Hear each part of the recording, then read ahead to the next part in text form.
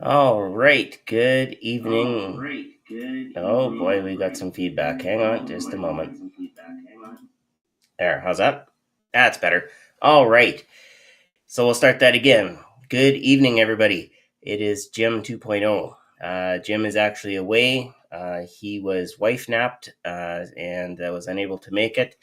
Brian is under the weather, so apparently Washington has some kind of something going around, and Brian caught it. So he is down and out as well. So that leaves you with the captain and our guest tonight.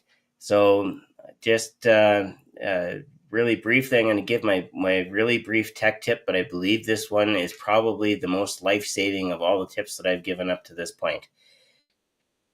And that tip is this. Please, if you have fire alarms in your house that are battery operated, or CO2 alarms, or any other detectors that are battery operated, and you haven't changed those batteries in more than a year, make it an annual event. Tie it to Christmas. Buy a whole bunch of batteries. They're on sale, and change them all out so that you are safe and sound. Okay, that's the big tech tip, and especially if you have a live tree, because live trees do dry out and they do cause fires, and I've seen it happen. So please be safe.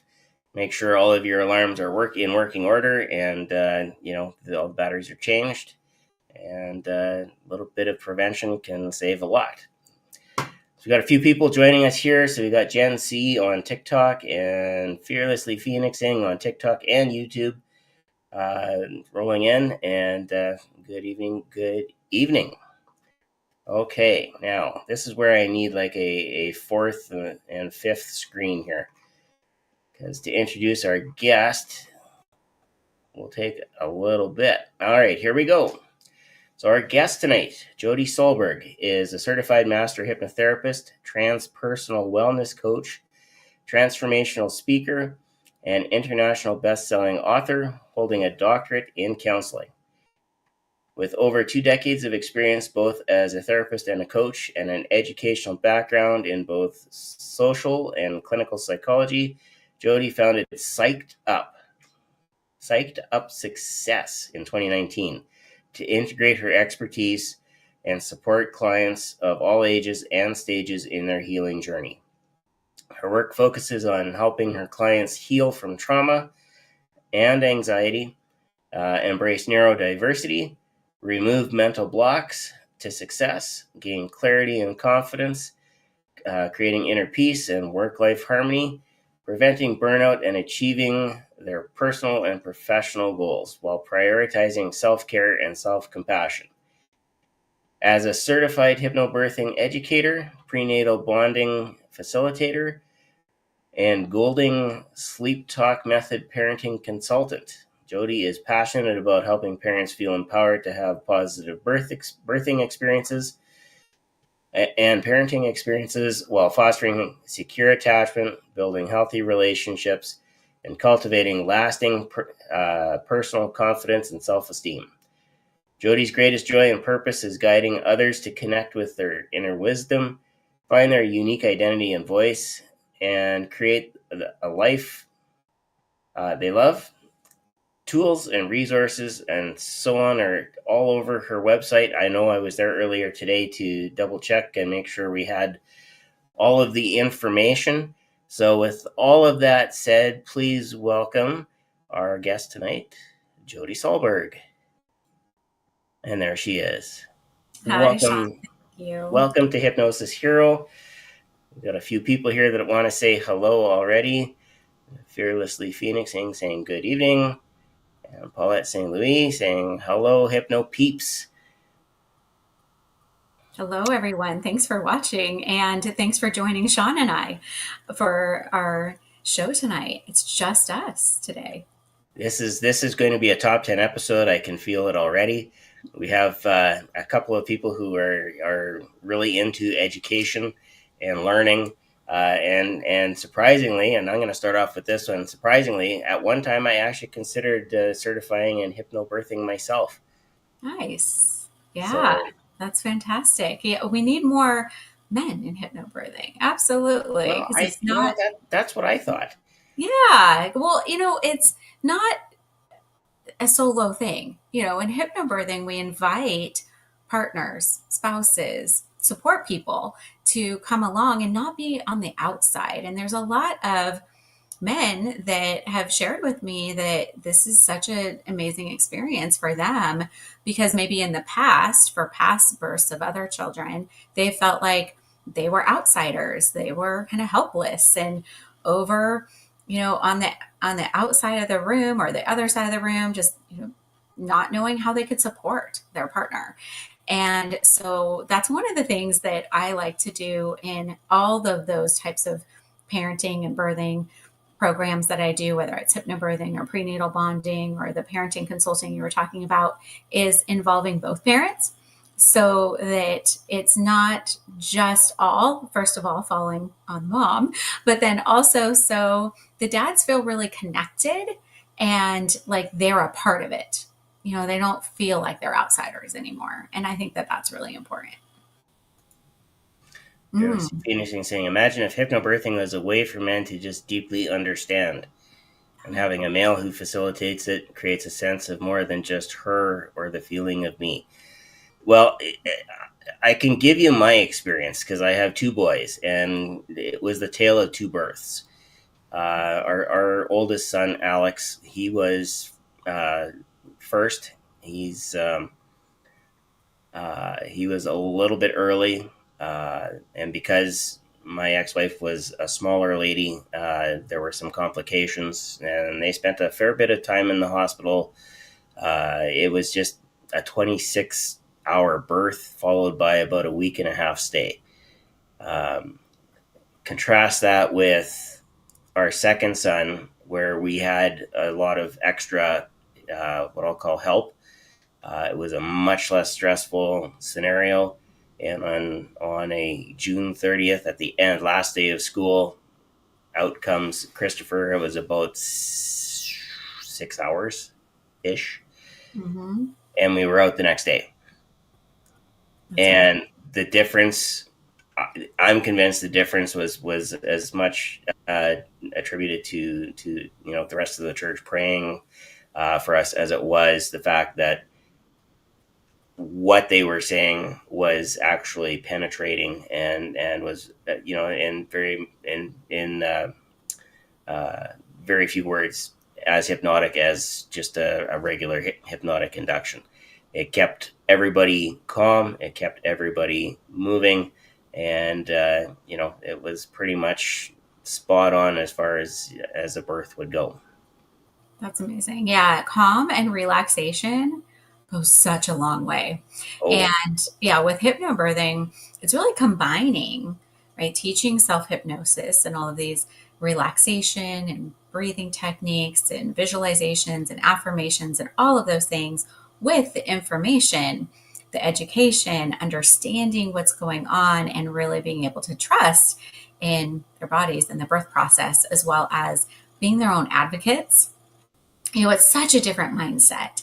And like I said, just having that support and the relaxation, the less stress and anxiety, our bodies really do follow that. When we have less stress in our minds and we can relax our bodies, things can flow more naturally. And like you said, it can go just like clockwork, versus having a lot of fear and tension and pain and stress and there's a reason why failure to progress and fear, tension, pain are the same acronym, because often, there's a lot when there's complications. There's a lot of fear and anxiety around that, and when it's really medicalized, it isn't very conducive to relaxation. And so, really teaching people, preparing them for no matter what turn the birthing takes, but being able to feel empowered and still be able to relax no matter what scenario they're in is huge. So yeah, teaching self hypnosis for that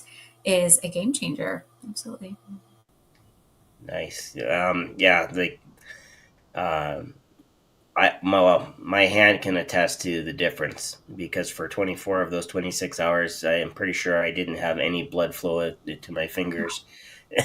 just, where's my camera? Just grabbing, and squeezing for everything. Every time there was a pain versus, you can, go sit down and we'll read a book and we'll wait. And the pain wasn't, it wasn't as intense as it was in the first birth. So, uh, that was something else that was under control. So, Yeah, it's amazing how our body responds to our mind. That connection is so strong. And so, yeah, you got to experience firsthand just how night and day those experiences can well, be. and that's what led to, because it was shortly after that I certified as a hypnotist, and I thought, hypnobirthing might be a route to go, because you can see, well, I saw firsthand the big difference between having that coaching ahead of time Mhm. versus not. Yeah, absolutely. Yeah, for me, hypnobirthing came a little bit later. I've been working with women, families in mental and behavioral health for 25 years. And it was in grad school, just a couple of years into my career, when I actually became a hypnotherapist. So I trained when I was in school for clinical psychology. And I was working with a lot of trauma, abuse, anxiety, addiction throughout the years.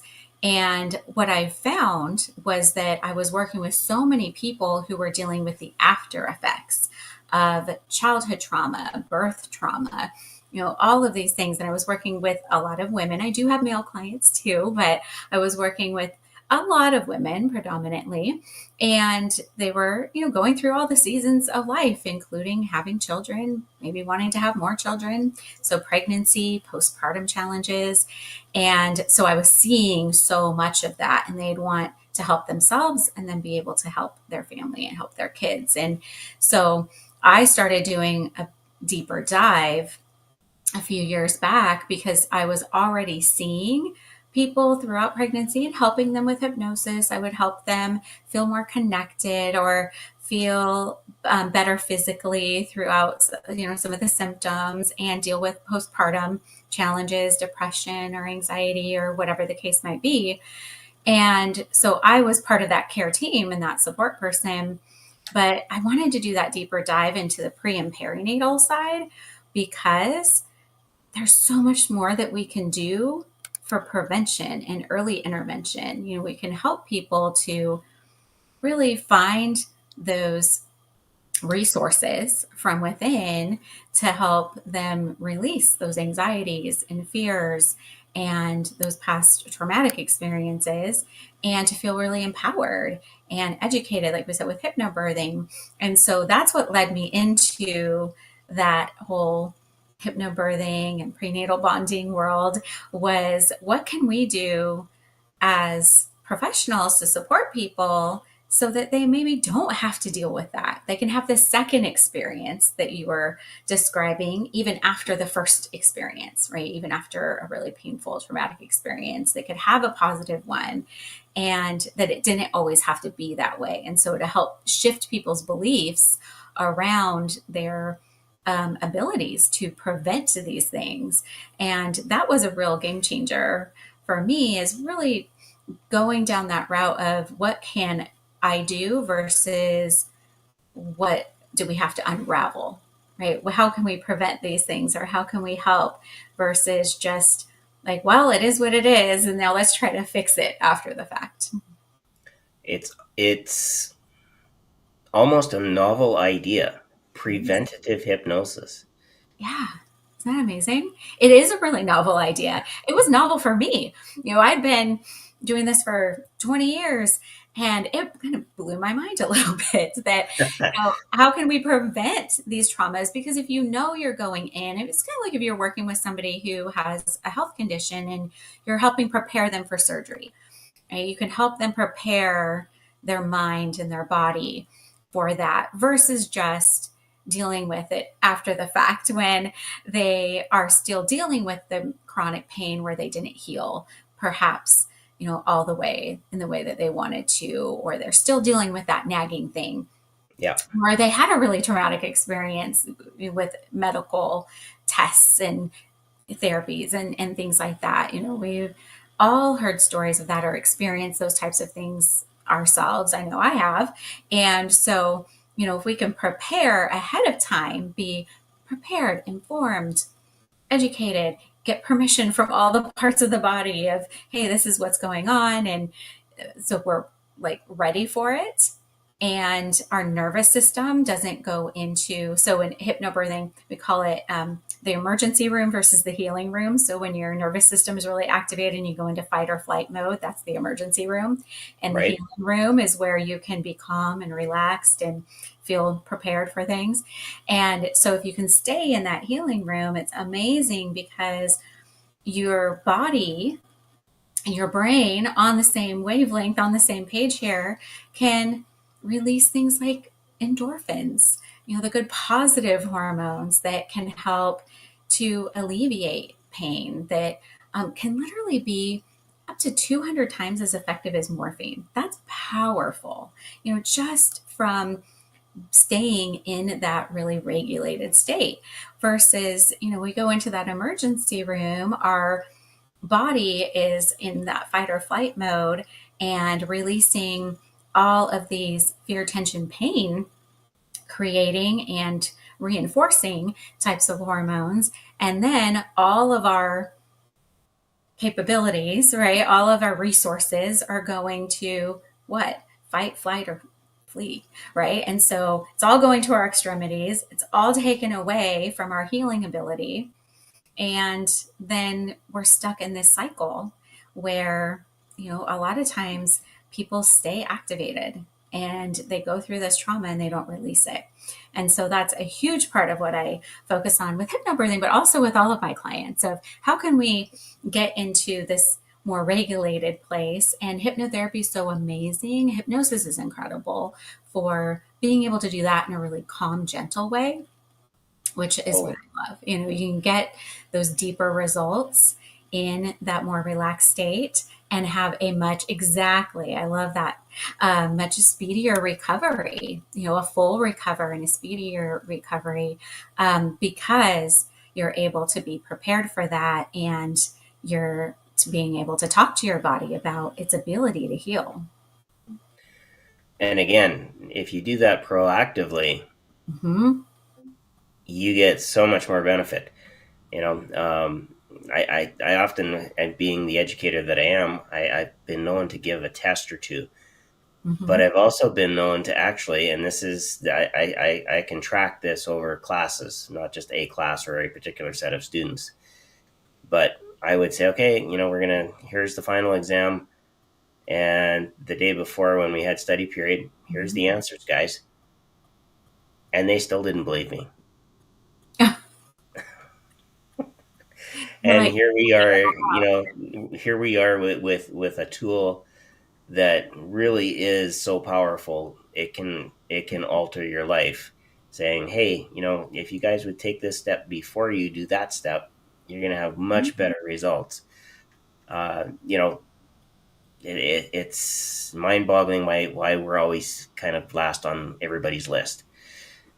yeah, our society really does lean towards fixing what's broken versus keeping things working smoothly to begin with. And just like James was saying in his comment about the self hypnosis, doing that prior to those 3 surgeries and having a speedy recovery is much more, positive, right? It's a positive experience rather than just seeing how it goes, coming out and not recovering properly, and then turning to hypnosis as a last resort to try to fix it. It's just such a better way to live if you can be more positively prepared, have that positive mental rehearsal. But we do lean a lot more negatively, and it's, towards what's the worst case scenario? What are the complications? What are the potential negatives and those things that could happen? And especially our medical system. Oh Right, yeah. things that are really medicalized, it's very much you go in and they're like, well, how much pain are you in versus what is your comfort level? There's so much around that, they don't realize that we're always speaking in to the subconscious mind. And so when your focus is pain, pain, pain, pain, pain, what are you going to get? Our focus would be on prevention and making us more comfortable versus the opposite, which is, how can we just kind of cover it up, not really look to the root cause, or how can we, really make money off of it? If you think about it, it's, very medicalized. It's also very monetized. And so there's not as much money in just, taking our natural ability to heal and activating it. Yeah, and I get that. And, I think the one group of people that probably gets the proactive approach more than any other group has to be our sports, all the players that are out there.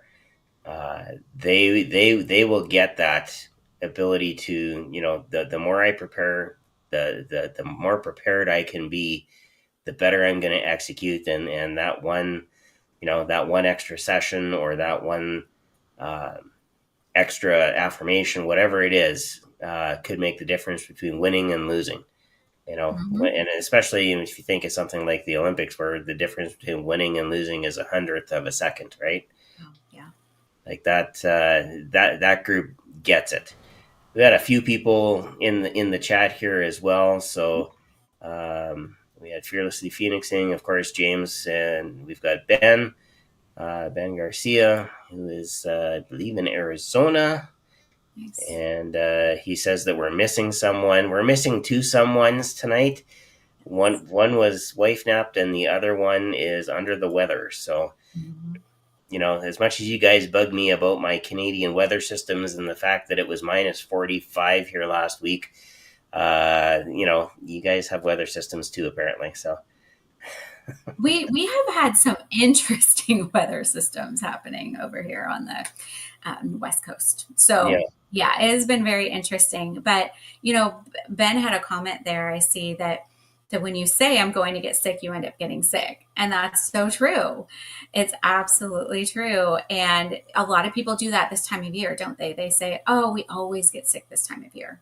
They just explain it away, excuse it away of, oh, the kids brought this home or that home, versus really looking at what is your body trying to tell you with these things, and taking that proactive approach.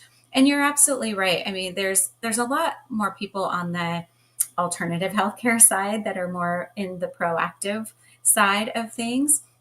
I mean, also athletes, as you mentioned, are very into preparation. I actually have a lot of athletes in my family, and they will put in the time, the energy, the effort to mentally and physically prepare ahead of time so that they don't get injured, so that they are at their best. And I think we can learn a lot from that.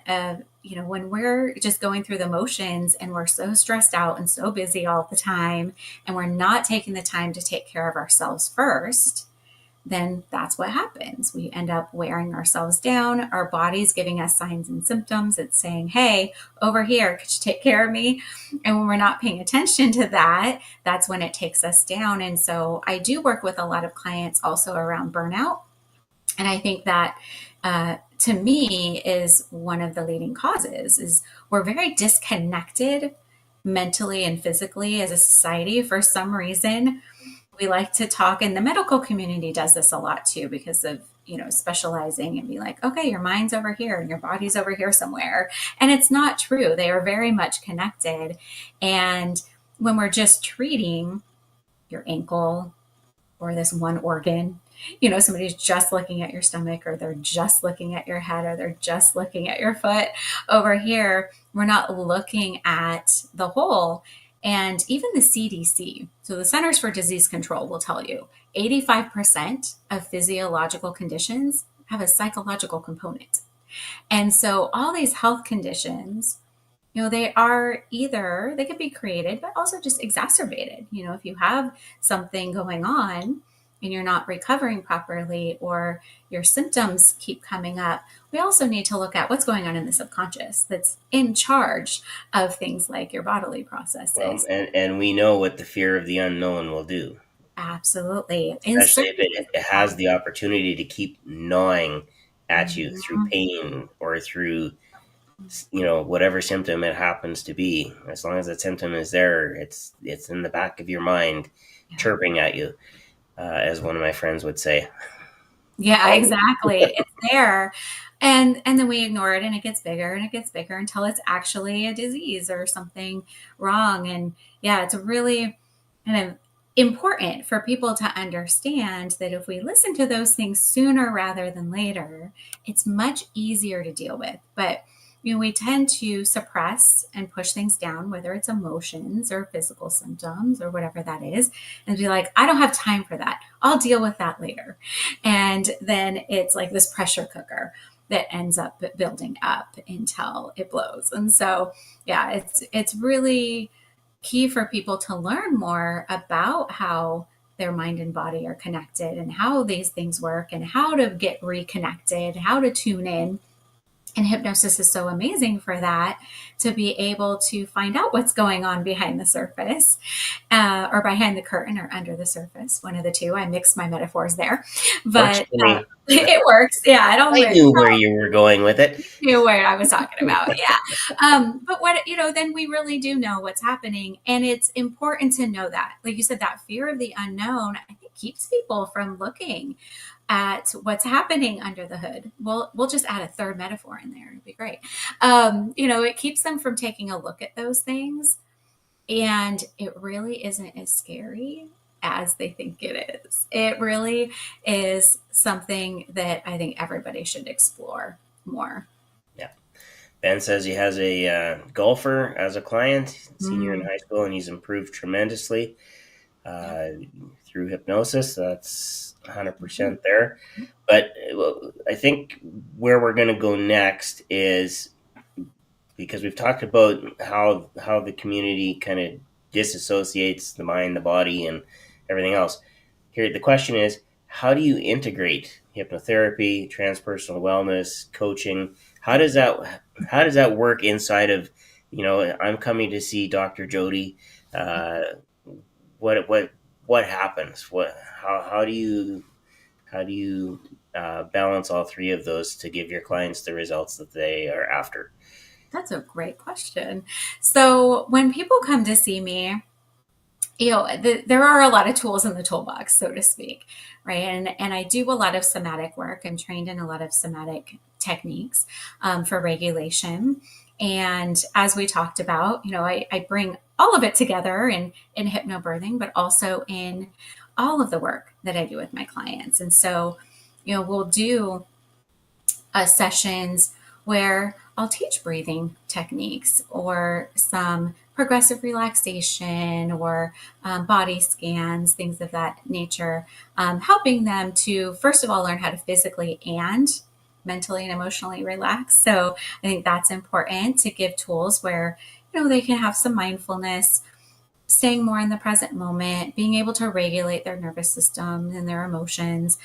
So you'll definitely experience some of that type of work with me, so they can find that relative safety in their nervous system as well as in their subconscious, being able to find that peace and a space where they can slow down, because so many of us, we have so much information coming at us all the time. We're so busy, we hardly breathe during the day, let alone anything else, and take care of ourselves. So helping people to do that helps with a lot of anxiety that people experience, a lot of stress, a lot of that kind of go and pushing through and getting burnt out. And then we'll definitely be looking at any kind of inner conflict, things that are coming up for them emotionally, past traumas or negative experiences, and also that mindset. Do they have a lot of fixed mindset thinking, all or nothing? Are they really doing a lot of negative expectancy and preparing for those worst case scenarios all the time, of, looking at what's wrong versus looking at what's right.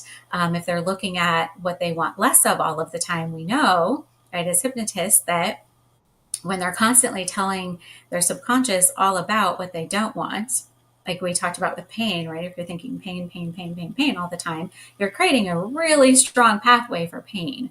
And that response is really cemented in. So helping them to shift to more growth and to speak into their subconscious. So teaching them how to speak into their subconscious for more positive results and behaviors. And so it obviously depends on what they're specifically dealing with, but those are some of the first things that I generally start to tackle with people. Really looking at, what are their goals? What do they want to accomplish? And then helping them learn how to get their subconscious on board with that. Because if their conscious mind has goals and plans and they want to do all these things, but they keep hitting a wall, they keep getting that resistance, there's some kind of inner conflict in there where their subconscious is either trying to protect them often, right? Keeping them safe, keeping them from being uncomfortable, for example, no matter how uncomfortable they feel like it is already, right? The fear of the unknown, exactly what you said, Shawn, that's huge, right? Oh, yeah. Subconscious is like, but this is the known discomfort versus the unknown discomfort. So we'll just stay over here. And so really figuring out what those deep root causes are, because often things keep coming up for people over and over again. And there's a lot of cycles that are perpetuated for years and decades that were started when they were young. Often we learn a coping mechanism, or we learn how to deal with something, and we tend to do that over and over again. And it's like a super highway in our brains by that point. And so teaching them how to slow that down, because our emotional part of our brain and our nervous systems are moving so much faster than the thinking part of our brains. And so often they won't even realize that there's a belief under there with a thought that follows it, and then an emotion, and then a behavior. They just skip right to the behavior and they don't even realize that all those other things had happened. And so helping them to learn how to become more aware and slow things down, that awareness to me is that first step. And then what do we want to choose instead? So how to respond versus reacting, learning how to slow that down in the moment and practicing that. Definitely teach a lot of self-hypnosis. I want them to be able to take the tools that they're learning when working with me and implement them. I don't want them to be seeing me forever and be relying on me. That's why I became a hypnotherapist in grad school, because I did not believe that people needed to be in therapy all the time for the next 20 years. I've literally had somebody say, I've been seeing my therapist for, I think it was 7 years. And I got deeper in one session with me with hypnotherapy than I did in those 7 years. Yep. Like, we do not need to talk in circles around the same thing, like ad nauseum. And oftentimes, that because they're talking in circles, it's another reinforcement that you have a problem. Yes. They just keep reinforcing it over and over and over again. So absolutely. So that's really what that looks like, is I'm incorporating and integrating tools within hypnotherapy, because I do have a lot of experience and different things I can pull from. So, there's going to be a different set. It's going to be customized if somebody's coming to me for chronic pain and health conditions than if somebody's coming to me for anxiety. But honestly, to me, because I've been more trauma focused for my whole career, everything to me comes down to that. So I'm like, okay, where are the traumas here? Where are these things that have been reinforced, these patterns over and over again? So I'm looking for cycles. I'm helping them look for those patterns and helping them recognize them for themselves, whatever that is, however it manifests. If it manifests in pain, if it manifests in addiction, if it manifests in anxiety, whatever that is, it's really customizable. I'm very client-centered in my work. So I don't have a one size fits all approach. I don't have like a script for this and then a script for that, and like that's all we do. Often I will start a session thinking of a plan of like, okay, like, I think we're probably going to be talking about this today. And then the subconscious wants to go a whole nother direction. And so that's what we do. So I go with wherever the client needs to go. Yeah, and that's important. Oftentimes I think people think we just have this script, and we're just gonna roll with this script because that's the only way that we do it. And there are some hypnotists out there that are, maybe do like the scripts a little too much. But if you don't listen to your client and pick up on what they're laying down, uh, the results just aren't going to be as abundant or effective. Mm-hmm. And speaking of guys that get results, there's Vinny in the chat. Vinny joining us here. Well, good friend of the show and presenter at HTL, and generally all around good guy. He's active on TikTok and a few other places. Good evening, Vinny. Welcome to the show. One of the things that I often explain to my clients is, it's all about alignment. Mm-hmm. Does the inside agree with what's going on the outside? Because the outside goes a million miles an hour. I want this. I'm going to do that. I'm going to, chicka chicka chicka. And I'm going to be this train, and the inside is the track, and the track says, "Oh, wait a minute, we got a break in the track. We're not going any further until until that gets fixed." And because I don't know what's on the other side of that, I'm just not going to go. You know, I'm not even going to peek over the edge just to find out, just to see what's going on there. That's it. I can manage this much, and they don't realize it's like an anchor holding them back. And so when we're working with them, if we're listening to them, like you said, that ability to pick up what they're laying down and then just find that one pillar that's going to knock everything else down.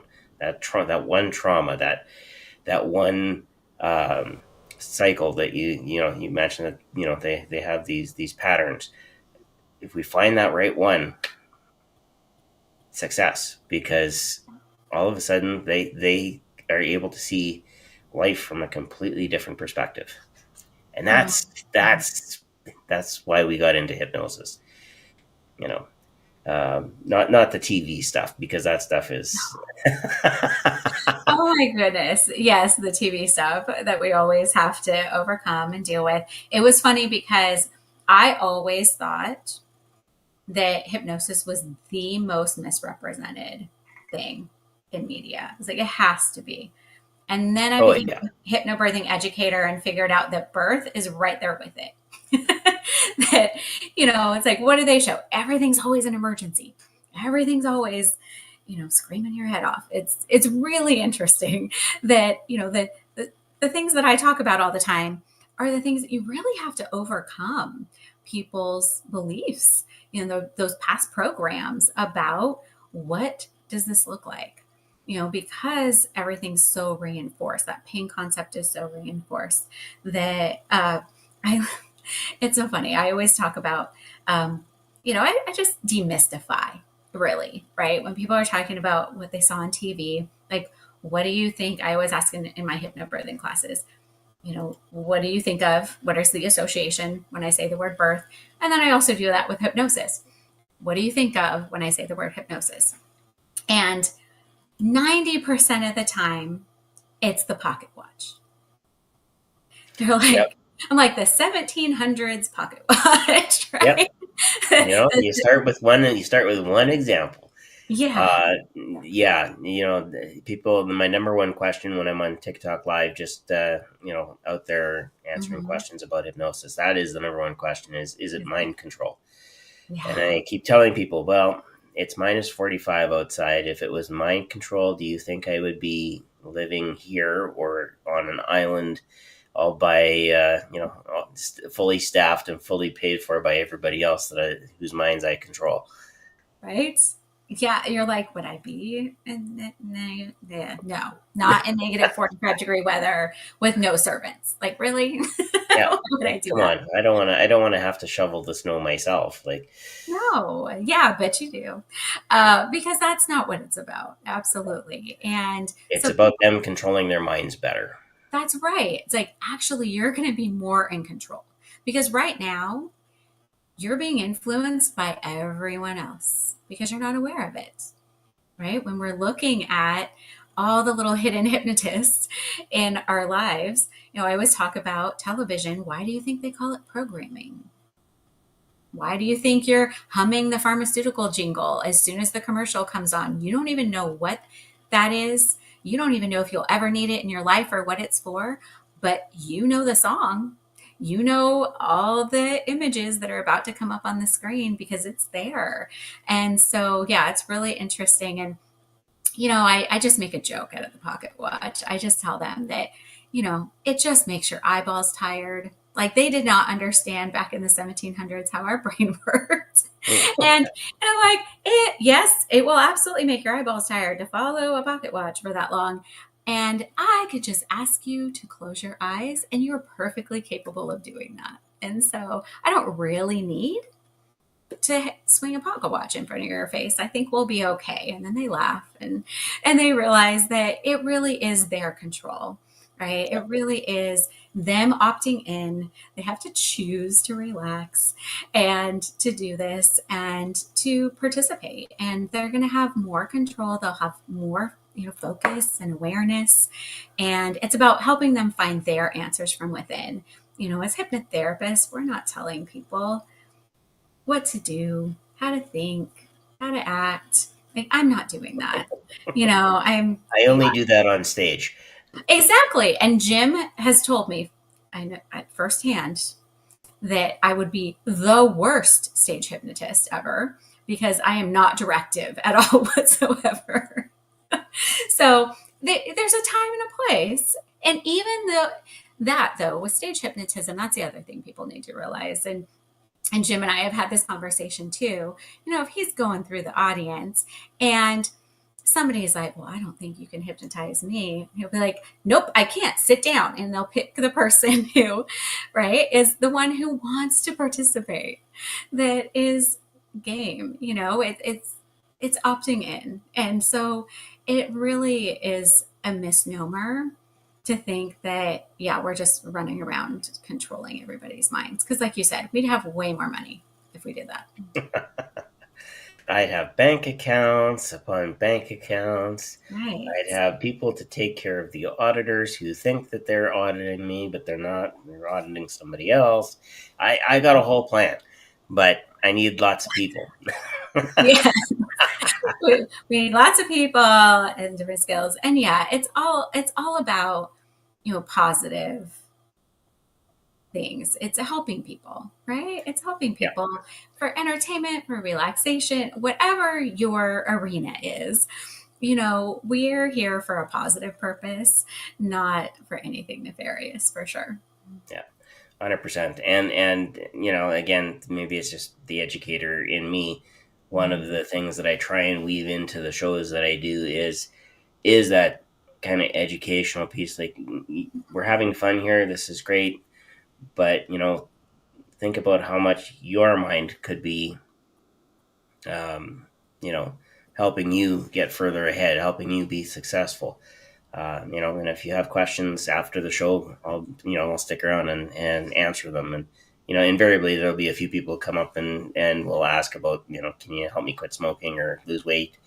But then there'll be a couple every so often that are, this thing has been troubling me for a long time. Is there a way that we can deal with this? And those are the people that when, you can see the relief on their face visibly when you say, yes, there is a way to help you, and hypnosis is that tool that can definitely help you dig in and uproot it, deal with it, dissipate the emotions around it, reframe it. It just because you've treated it as a Rembrandt doesn't mean that we can't turn it into a Picasso that is totally unrecognizable. So True. Well, and that, I think it's an opening, right? yeah, It's an opening for them to ask the question. And there's a lot of amazing very ethical, positive stage hypnotists like you gentlemen. And that's the thing that I think is really key is, it's about helping people to see the possibilities. We all have this innate ability. We just need to learn how to use it. And when we can really help people to understand that and have this not be the last resort, that's going to be a great day. Of let's look at hypnosis first versus like last when they've tried everything. Because doesn't that happen so often where they've tried all the things?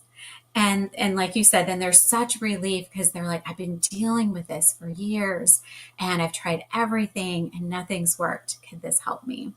And so I would love to see someday that be more of a first, well, let's try this and see how much this helps. And then we'll look at some other things. And that's, I think, what they do a lot in sports, right? They're looking at more like, let's get mentally prepared and use this for, positive purposes for performance. For example, let's learn how to positively mentally rehearse and see, how that affects us versus, well, I've tried focusing on the negative for the last 20 years. So maybe I should actually go and do a positive thing now. Well, and that's a big one right there. Just that negative expectancy, I think, is what you had called it. We're almost so trained to go down that path that it seems unbreakable, but we know it's not. No, we never lose that, right? We never lose that ability to change. And that's really magical. We are like little subconscious sponges when we're young. And oh, I like that. I'm borrowing that. So you can borrow that. I use it all the time. Yeah. I'll say Dr. Jodie said it, and that's it. And then after that, it's mine. There you go. It can be yours then. But they think that when we get older, we're just set in our ways. You always hear that. We can't teach an old dog new tricks, things like that. You're not a dog. Yeah, we're not dogs, first of all. Second of all, you can still teach dogs when they're older too. But we never lose that ability. We always have that neuroplasticity in our brains where we can form new connections. We can make new changes. We can have new habits and patterns. And people just need to know that hypnosis is such an amazing way to unlock that ability, to be able to maximize it, to reach that full potential and do it quicker. And that was really, like I mentioned earlier, why I got into hypnosis in the first place, why I wanted to be a hypnotherapist. Is I wanted to help people make real and lasting change faster. And, if you start to learn, you can do this for yourself. That's the goal, right? It's to teach people how to help themselves. I joke with my clients about that, and it's not that I don't want to ever see you again. Exactly. But if I give you the toolbox, you should be able to swing that hammer yourself, or take that screwdriver, or hopefully measure with the measuring tape, regardless of whether it's inches or centimeters.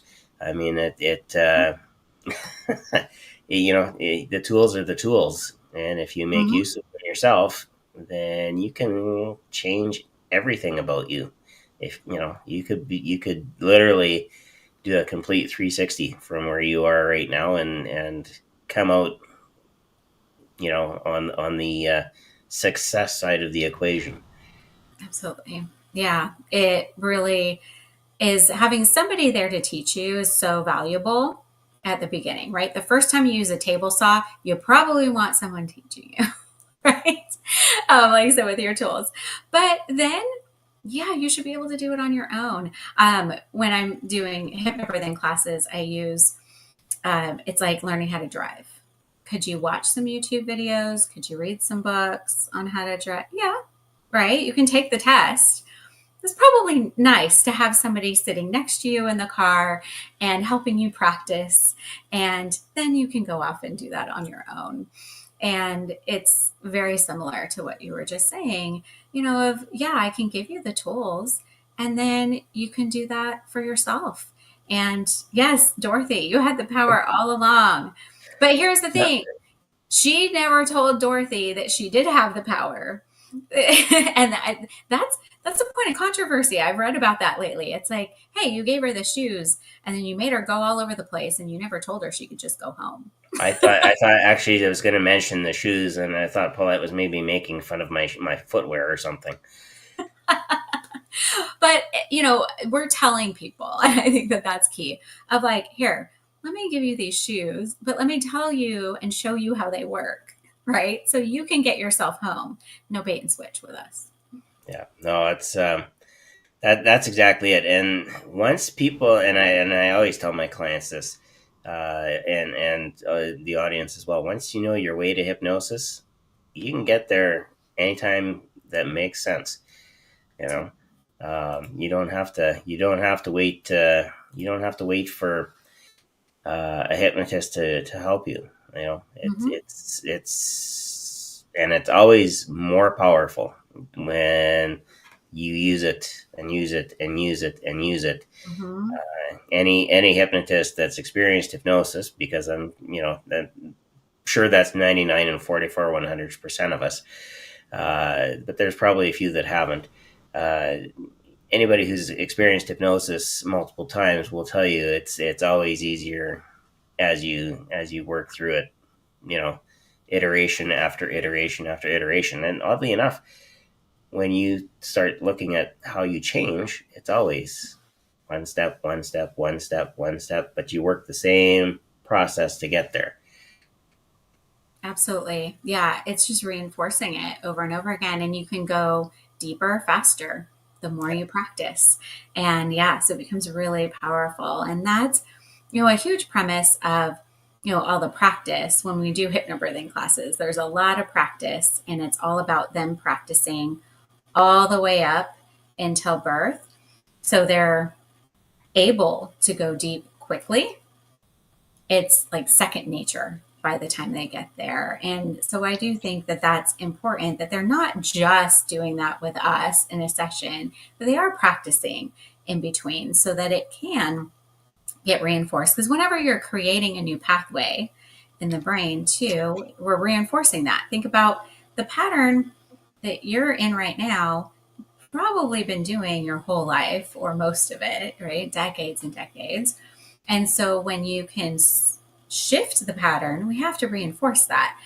Being in the Pacific Northwest, I always use the analogy of, you know, a pathway. So a trail, right? If there's not a trail between me and where I want to go, you're going to have to create it.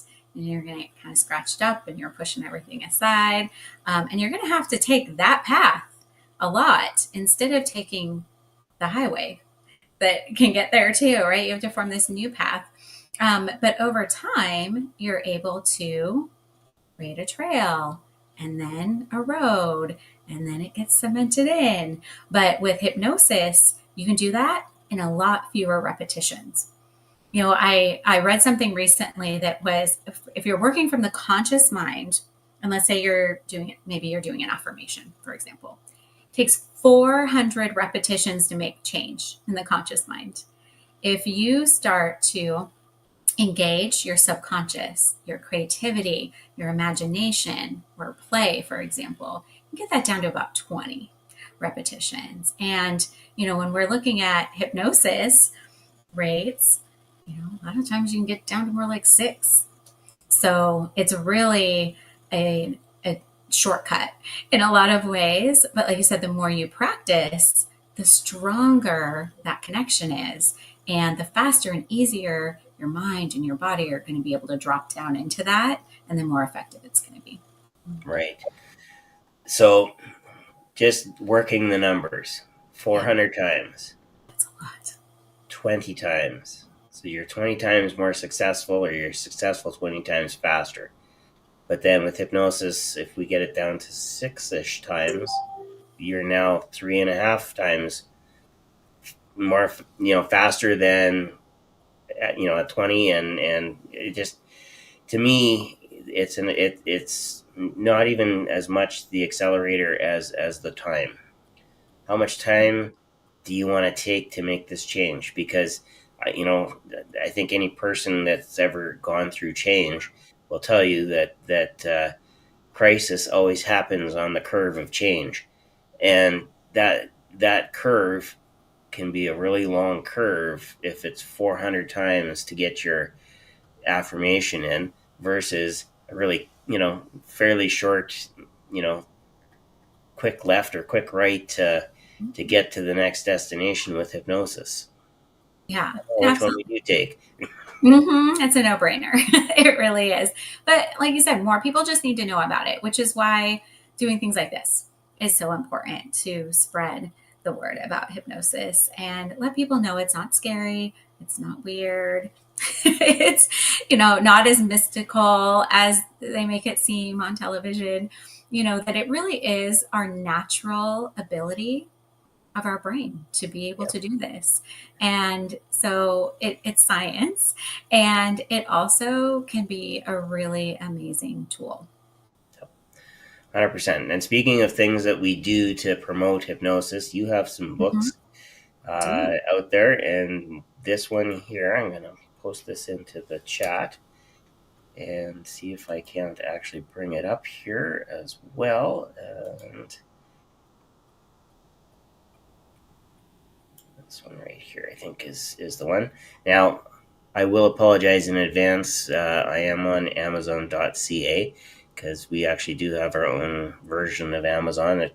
Everything costs 1,000 times more. I know the exchange rate is not great in Canada. I know, and that's fine. I think Jim actually dropped some of the Amazon links in there too. So I think we have both. But yeah, so the pricing is not going to be the same. Yeah. The pricing isn't going to be the same. But yeah. Tell us a little bit about this book here and what people can expect with it, because it looks like it's both a guide and a journal. So there's obviously some action for us to take. There is some action to take. Yeah. So I talk about my personal burnout experience in this book, and talk about how I overcame that. And then I really go into what burnout is, because, it was something that was coined many years ago, I think in the 80s, that was really all about corporate. Right? That's really all that they were talking about, was corporate burnout. And I really have expanded that here to talk more about that it could be entrepreneurial burnout, it could be from work, it could be from caregiving. Caregiving burnout's really high. And the reason why I decided to talk about this and put this out this last year is because the rates just skyrocketed after COVID, during and after. And so literally over half of people are now feeling like they're in some way, shape, or form burnt out. And so I talk about that. I cite some of those numbers. And then I talk about the symptoms, because again, it's all about that mind-body connection. Those symptoms can be mental, emotional, and physical. So I talk about what to look out for. And I've personally identified some different stages of burnout. And I talk about how it's actually really important with the prevention side that you and I were discussing, Shawn, to really look at putting systems in place to prevent burnout before it actually even happens. But a lot of my clients come to me and somewhere, because I talk about the enthusiasm stage, which is where you're not there yet. You're, super productive. You're working away. Exactly. Yep. You're like all cylinders here. But then you start to struggle, and then you crash. And then you start to really see the effects of your body, of your relationships. Your body starts fighting back before you go into complete burnout. And then what I had experienced over the years, which is some chronic burnout, where it happens, you take some time off, you rest and recover, you go back to your old ways, and then it starts again. But a lot of my clients will come to me living kind of in that struggle, between the struggle and the crash phase, where, they have some frustration, some fatigue, they're overwhelmed, they're losing their motivation and productivity, and their focus. They have this level of anxiety that's just kind of always hanging out there. And they're just living in that all of the time. And so how to recover from that and how to prevent it from happening again. And so I go into a lot of healthy habits and how to create what I call work-life harmony. I am not a fan of the word balance because for too many of my clients, balance actually has a lot of pressure and expectation. So think about the associations we use with words. If you think of a scale or a teeter-totter, something like that, where you're trying to keep it just so and exactly perfect all of the time, and it's a lot of work and it's a lot of pressure for people to have, and that actually contributes to burnout. So how I like to talk about it is think about your favorite song. Okay, so your favorite song, whatever that is, think about all the players that contribute to that song. So whether it's an orchestra or a band, whatever that is for you, you might have drums or a piano, or somebody might have a cello or a violin, who knows, right? Everyone has different pieces in their lives, different parts and pieces that are moving.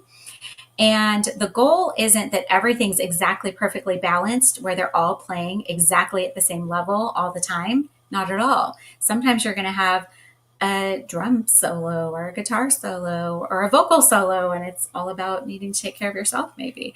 But the majority of the time, they're all playing together and things are flowing in a way that's pleasing to you, because it's your favorite song. It's not anybody else's. And so I go into harmony and how to help your life flow in that way. And then, like you said, there is a journal component to this. So I actually have morning and evening reflection time, as well as a daily mindfulness check-in, which really could be turned into a little self-hypnosis session. Because, we talk about mindful breathing, talk about, you could do a body scan with that, and then checking in with yourself of how am I feeling in this moment? What am I noticing? What am I experiencing? So how are you feeling emotionally? What's happening in your body? And what do you need in this moment to shift that experience? And then giving that to yourself. And so coming back up from that, taking a few more mindful breaths, bringing yourself back up, and then doing whatever it is that you identified. And so that's a lot of what is in the guide and journal. And there's 30 days of that in here. So you have a whole month. It's enough time to really start building that habit and getting some of those repetitions in. Because when we're able to do that consistently, and that mindfulness check-in, none of this is designed to take very long. That's like a minute long check-in. Everyone can spare a minute in their day. And then maybe, a few journaling prompts, 5-10 minutes, something like that, helping you to set up the day and helping you to come down from the day, but helping you look at more of that growth mindset. Like, what went well, or so the positive expectation of what are you looking forward to, and what can you learn from the things that didn't. How can you tweak some things so you can get some more positive results next time, potentially, because not everything's going to be positive and perfect all of the time, but that's the point, right? Is helping you to process through those things and release them, so you don't keep holding on to them and carrying them over into that next day. Yeah, that's, again, you're getting bite-sized chunks that are digestible, and you can repeat this as many times as you need to. Absolutely. Yeah. Until you start seeing that positivity is the first response instead of, where you're at right now. If we put Jim's book up here, Your Life Sucks, here's how to fix it. That's exactly what he does. That's exactly what all of us are really working at, is to help you make that positive shift so that you can set out in the direction that actually you were probably meant to go in the first place. Absolutely. Yeah. And so many people need to learn how to reconnect, like we talked about earlier, and set those healthy boundaries. And so this is just a start, right? This is a way for people to start to learn how to reconnect with themselves and to be able to learn how to take care of themselves so that they can then actually show up as their best for everyone and everything else in their lives. So often, again, we're so go, go, go and taking care of everyone and everything else. And, oh, I'll deal with that later. I'll eat later, or I'll, take some time and to catch up on sleep later, that, we just run ourselves into the ground and then we can't take care of anybody. And so that's, like I said, where that came from. It was from my experience pre-pandemic, where I wasn't healing the way I wanted to because I was burnt out. And so I needed to go in and do some of my own inner work to be able to figure out what was going on. Because of course, doing this for so long, I knew something was happening. I was like, okay, like what's going on under the surface here that I need to take a look at, because I'm not recovering the way that I wanted to from an injury. And it was me taking care of everybody and everything else first. And so I needed to readjust and shift some things so that I could take care of myself first and show up as my best. And then voila, I healed. And so it is something that I've lived as well as that I teach. Yeah. And I like the fact that you don't use the word balance, because as a guy sitting on a teeter-totter, when things are working reasonably well and there's some synergy, life is good. But when you're, when life, let's say life is sitting on the other side of the teeter-totter, when it decides to get off the teeter-totter really, really quick and you're the guy that's in the air, it kind of hurts when you land, And so not using that word balance, I think, is really, really appropriate, because how do you balance work and life if work is part of life? Absolutely. Exactly. And, most of us don't have the luxury of just, turning everything off, like doing one thing and really compartmentalizing, and especially when we went into COVID and those of us who are entrepreneurs were already doing this a lot of times, but you're working from home and now your work and your home and your family and everything is all in one place and hitting you in the face all of the time. We don't have the ability to do that in our world as much now, where you can just close the door and nothing else exists. And so we need to learn how to harmonize those pieces so that when life happens, like you said, it just doesn't throw you off the teeter-totter and you land on your head. Yeah, 100%. 100%. Okay. We are getting close to the end of our time together. Okay. There will be some hypnosis here shortly, but we do have a question. Okay. I'm ready. And we said this is, we always explain to our guests, for everybody that's out there, we always explain to our guests, it's a yes or no question. And if you know Jim, you probably already know what the question is. But if you have a moment, and for those of you that are out there, I'm not sure who we've got out there, if you want to drop it in the chat as friend or frenemy, go ahead and place your votes now. We're going to give you like 15 seconds to type it out, and then we'll ask the question. Okay. Interested to see what these answers are going to be. All right. Mr. Scott, happy birthday. Oh, yeah. Happy birthday, Scott. Scott is saying frenemy. Okay. Mm-hmm. Oh, invariably, somebody always spoils the question. So, yes, the question is this: yes or no? Dr. Jodie, does pineapple belong on pizza? No. You are a friend. Okay. Well, good. Yeah. My husband and I do not agree on that. I am not a fan of hot fruits on pizza. No. I honestly don't think pineapple belongs on bread, period. So no, weird. No, yeah, it's never quite sat right with me.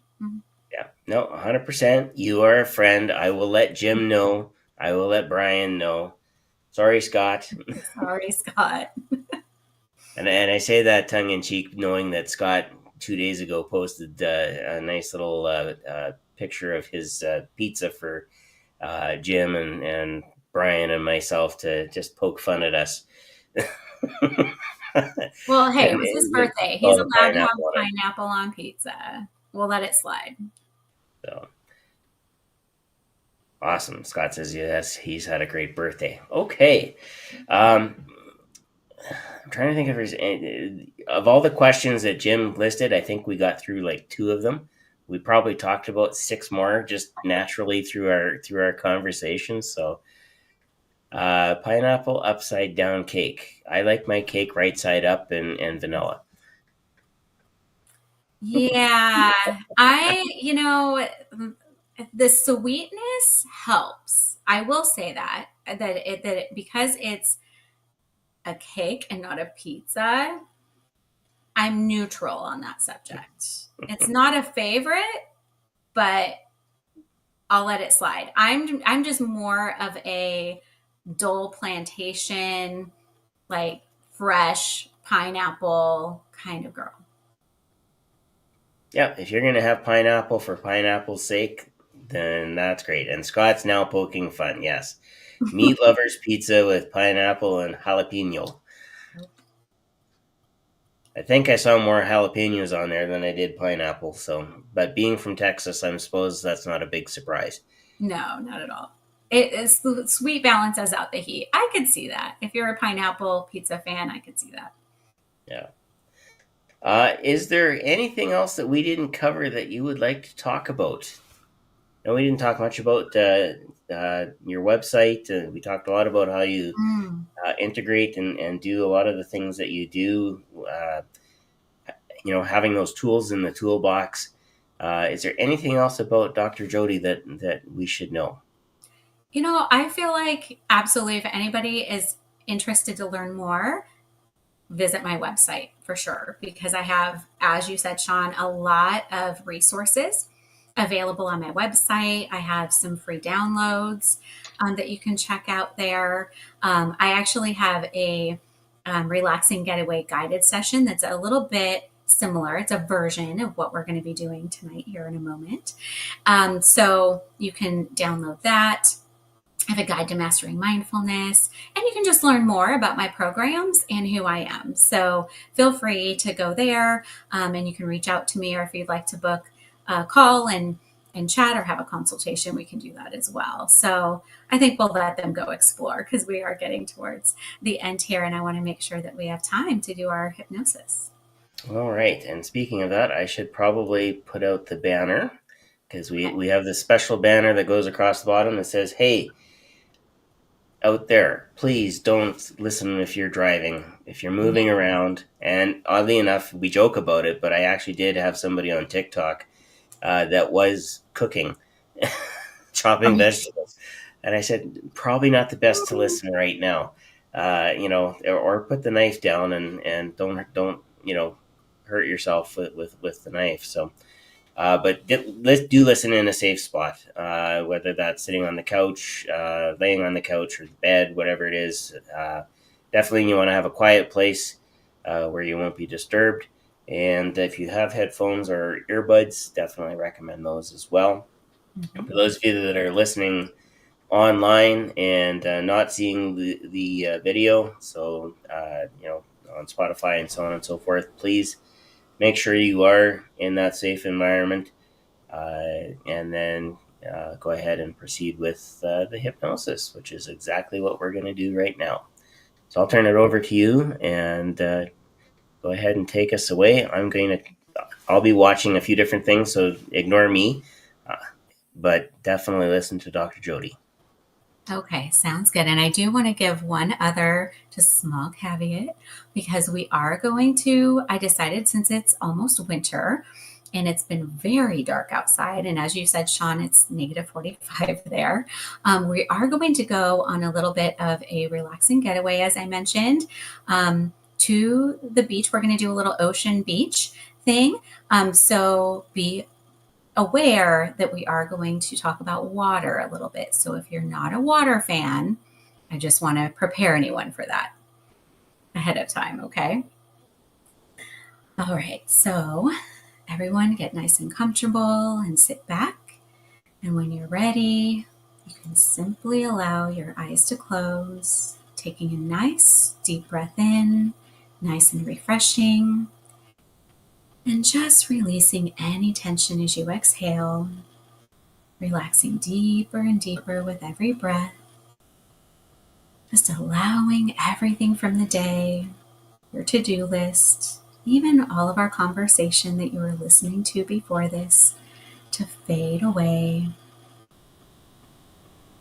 And as you're relaxing and you perhaps become aware of thoughts drifting through your mind, of the temperature of the air on your face and your hands, the support beneath you, or the feel of your clothes against your skin, just simply allow those things to serve to remind you to go deeper inside, relaxing and releasing, knowing that it's just a part of the natural environment that you're in, and the world continues to function just the way that it should, even while you're relaxing and taking care of yourself. Knowing that only you can really allow yourself to go deeper and deeper into that relaxation, feeling so calm, so comfortable. And as you focus on that now, just relaxing, noticing the possibilities and the choices that lie before you. I wonder if you can imagine a ball of light at your feet, just glistening and shining and radiating. And as that ball of light begins to slowly move up along your body, starting at your feet and your toes, it begins to gather up all those leftover sensations and perceptions, leaving behind a completely relaxed body. As it moves up along your legs, across your hips, your torso, your energies and your focus move upward with it. And just allow that ball of light to move up all the way until it's across your throat, clearing and balancing your energies, moving higher and higher, relaxing the muscles in your shoulders and your jaw, all those muscles around your eyes, till it's right up over the center of your forehead. And as that ball of light begins to energize this area, you may begin to notice the sensation as your mind begins to open and expand, that energy flowing through you, connecting the conscious mind to the subconscious mind, that area of your mind that houses all the knowledge, all the wisdom that will be so useful in your journey today of taking a break from life's demands and simply allowing yourself to be and relax for just a little while today. Now, as that imagination and creativity has been activated, I wonder if you can imagine what it would feel like just be a drop of water floating on top of the ocean, individual and yet connected to all the other drops, rising and falling with the undulating rhythm of the waves. No place to go, nothing to do, just time to relax in the knowledge of the perfection of this moment. Just being and relaxing and allowing yourself to be supported by all those other drops. As you continue to experience the sensation, you find it easy to just let go and relax deeper and deeper, continuing to imagine the rise and fall of the swells, and imagining the comfort and support of all those other drops around you. Now one more wave, and then you find you are washed ashore. Imagine becoming yourself again in your own body, still maintaining that feeling of oneness with all, finding yourself relaxing on the sand with the warmth of the sun drying you and relaxing you. And as you find yourself there now, begin to explore this space, this beautiful beach, with the imagination and curiosity of a child, discovering what's there for you today. It may be something pleasantly surprising or comforting and familiar. But as you continue to explore, you discover that this location, this beach, has a special energy with the power to even more fully connect you with that information stored in your subconscious mind. And while you're relaxing there, feeling the sand, feeling the warmth, you find a nice, comfortable place to be seated and settle in and begin to meditate there on that beautiful beach, looking out over the horizon and up at that clear blue sky. Any random thoughts just floating away like little white fluffy clouds towards the horizon. And as you continue to relax, I'm going to count from 5 down to 1, and you'll find it easy to achieve the deepest state of meditation there on your beach that you would enjoy experiencing today. In 5, 4, going deeper and deeper. 3, so relaxed and so curious. And 2, all the way down to 1. And as you continue to meditate, you notice the earthiness beneath you, the sand and the solid earth beneath that, supporting you, feeling so connected and so protected. And that wide open sky above. Take a nice deep breath in of that beautiful sea air. And as you exhale, just let go of any leftover stress or tension in your mind that you are perhaps still holding on to. Just allowing yourself to be here in this moment in time and space, experiencing the beach with all of your senses, the smells, the sights, anything you can hear, what you can feel, that soft, warm sand, feeling fully supported by the earth.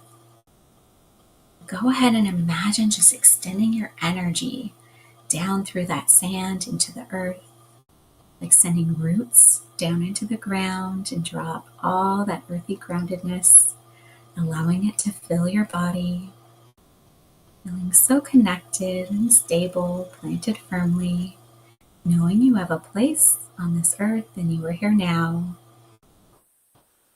Then drawing your attention to that wide blue open sky above you, just blue and bright and clear. Feeling like your mind is just like that clear blue sky, open and receptive. Just knowing that the world continues to manage itself while you're here on your beach for a little while longer. And as you continue to relax there, you begin to realize that there's a lesson to be learned here on this beach, a special message that's here just for you, something for you to take with you and use in your daily life. So I would like to ask the creative part of your subconscious mind to reveal to you this message, taking all the time that it needs to gather all of the information that's being revealed to you in this special place, going out through time and space, and yet returning here with your very special message in the time it takes me to count from 3 down to 1. 3, 2, and 1. Now noticing what the special message is that's been revealed to you. Perhaps your subconscious mind has given you a word, or perhaps it's a symbol. maybe a metaphor. Could be something abstract or something you can hold in your hand. But whatever that message is, and whatever represents that message, this is a special gift that's been revealed just for you by your subconscious mind. Notice everything about this gift that's been presented to you. Perhaps it's a gift of empowerment. Perhaps it's the gift of relaxation and taking time out for yourself. It's whatever is meant for you today. Just notice the energy around this gift and what it changes inside of you.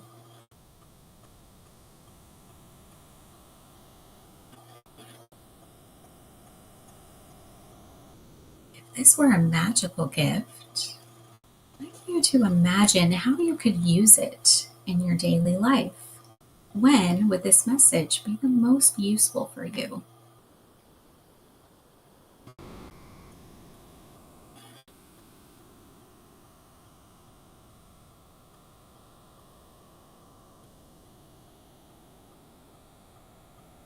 And if you were to carry this message, this lesson, or symbol, whatever's been given to you today, if you were to carry this with you and what it represents into each and every moment of the future, how would that influence your experiences in your life?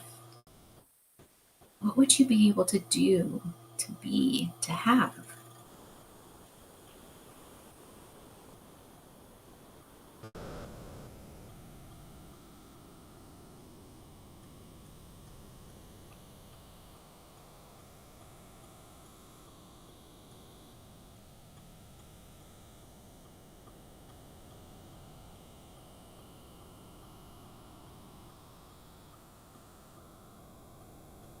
And if you were able to attain that fully and completely as you can imagine it right now, what would be even more important to you? How would you like to feel? Who would you like to become?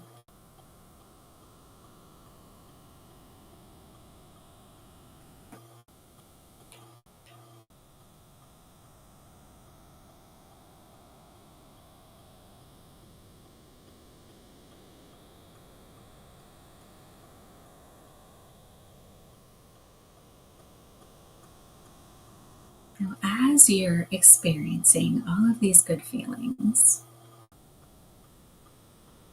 I'd like you to imagine increasing the intensity of those feelings as strongly as you possibly can.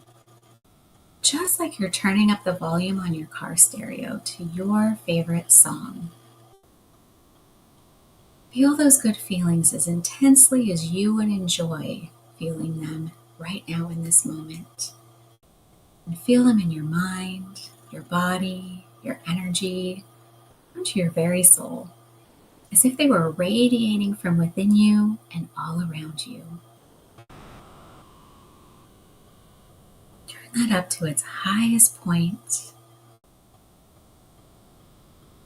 and then know that these feelings are now rooted deeply within you.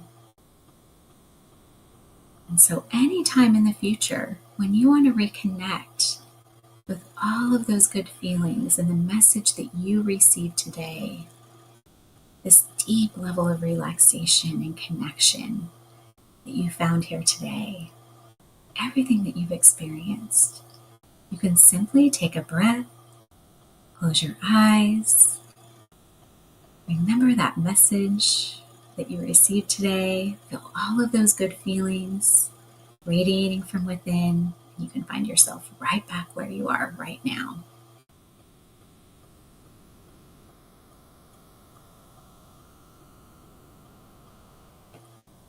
We're coming toward the end of our session. You're going to be bringing all of these good things back with you. In a moment, I'll count from 1 to 5, bringing us right back to this present moment in time and space. But before we do that, like to invite your subconscious mind to just continue the work that we've begun today, continuing to reveal to your conscious mind even more wisdom and deeper understanding of this special message that you received today in the days and weeks to come, continuing to manifest the changes and healing that were initiated in this session.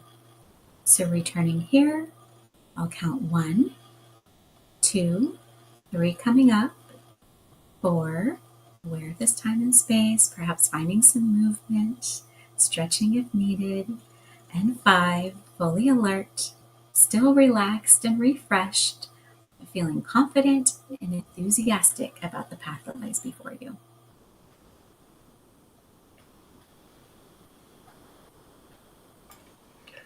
All right.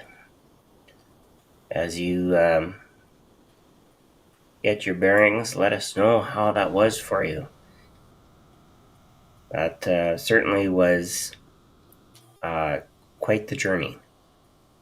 And it's probably a good thing you gave everybody the heads up about the water, because I have had, even during an induction, people get a little squeamish if I, have this wave rocking them back and forth every so often. So, yeah. And, so let us know how that was for you. We will be here for another couple of minutes as we begin to wrap up here. Yeah, that's something I always like to tell people. If there's anything that's potential, for any challenges, if somebody has issues with water, that's important. Also, like you said, not driving, operating heavy machinery, or utilizing knives. That's also important when we're doing things like that.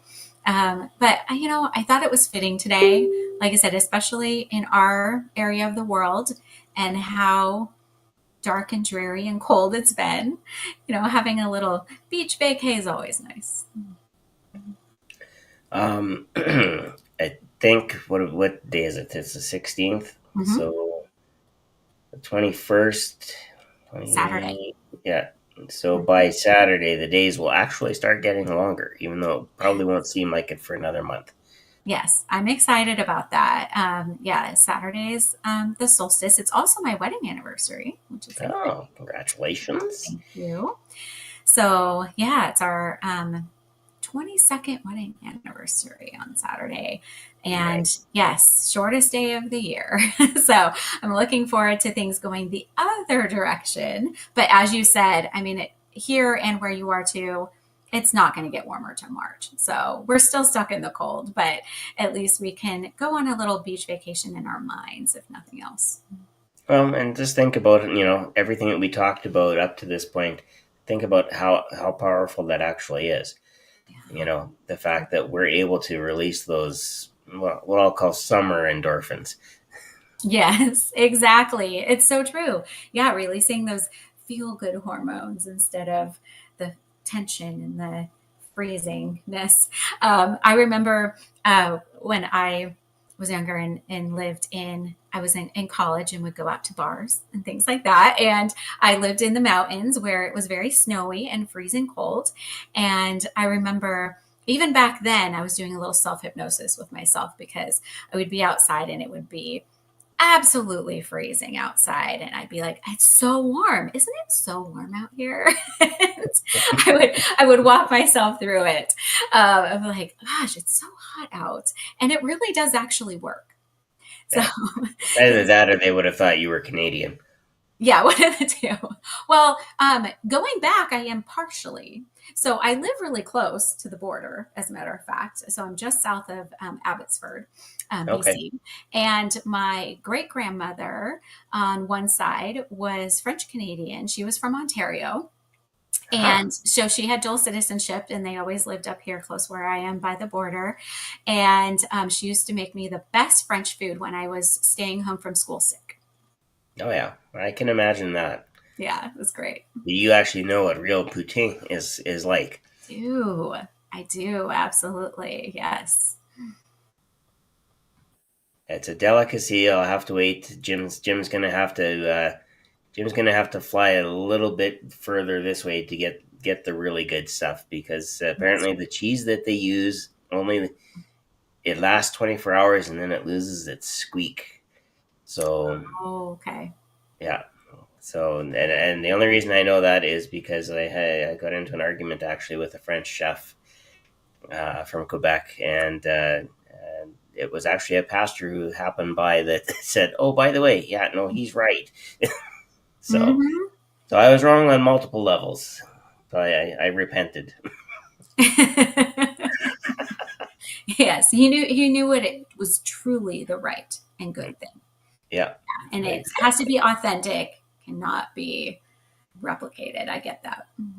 Yeah, no, and when you get it, and duck fat gravy over the fries instead of regular beef gravy, it's a Mm. completely different flavor, isn't it? Yeah, Yeah. very, very different for sure. Oh my goodness. Well, Okay, and now I'm hungry. I know. I was going to say now it's dinner time. So that's a good thing because yeah, now we're all hungry. The power of suggestion, Shawn. That's exactly it. Okay, well, I think we are just about ready to wrap up here. I've got your website up, psychedupsuccess.com, and you can connect with Dr. Jodie Yeah. there. And if you have questions, and I know there were probably a couple in the chat that we didn't get to about things like certifications and whatnot, Mm. uh, by all means, feel free to reach out to either one of us, and we can point you in the right direction for certifications and anything that would help benefit you on your hypnosis journey. On behalf of Jim and Brian, we will be back next Monday. I'm not sure who our guest is because Jim actually hasn't said who our next guest is yet. So we'll find out sometime this week. We'll have all the latest and greatest ads up on promoting Hypnosis Hero. It's really one of the very few podcasts where you can get hypnotized through the screen. And tonight you got to experience a really, really good, high quality hypnosis session that was designed to help you and your subconscious start creating that future.